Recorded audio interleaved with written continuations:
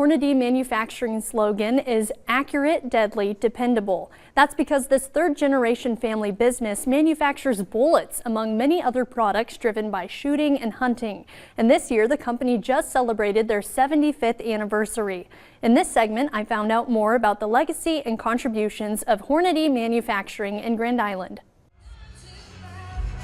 If you're wondering what all this fuss is about at Bonner Park, Hornady Manufacturing is celebrating 75 years of business with over 3,000 employees and friends.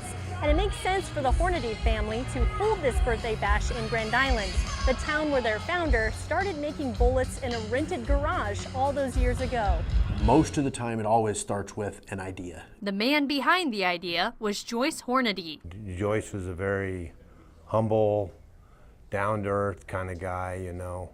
He would be at the time clock, greet all the employees when they left. Bullet technicians still make the first Hornady bullet, a .30 caliber 150 grain spire point. It's pretty rewarding, really, because I had a hand in making that stuff. Real growth began after the Korean War. Hornady moved to a plant in Grand Island where he built a 200-yard-long underground tunnel to serve as a test shooting range. We got to where we were making so many projectiles, we did not have time to walk down range every time. So we installed acoustic microphones that triangulate on the shockwave of the bullet that we can digitally produce all of our groups and stuff. Hornady's bullet designs became more and more innovative, but a new era began when Joyce tragically died in a plane crash in 1981. His son, Steve Hornady, stepped in and runs the business with a member of the third generation, Jason Hornady. Our family has a policy where you can't come back until you've worked somewhere else for 10 plus years. The hometown of Grand Island, Nebraska starts to call pretty hard when you've been gone a while.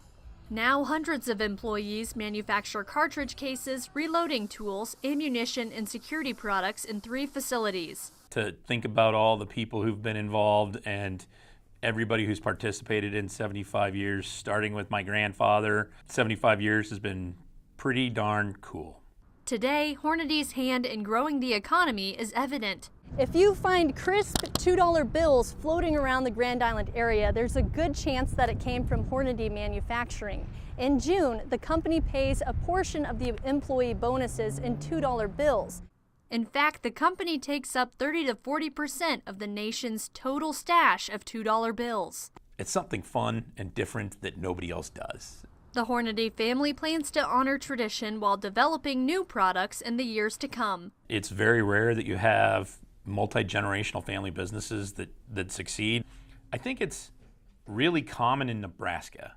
I don't think it's really common a lot of other places. For Pure Nebraska, I'm Grace McDonald.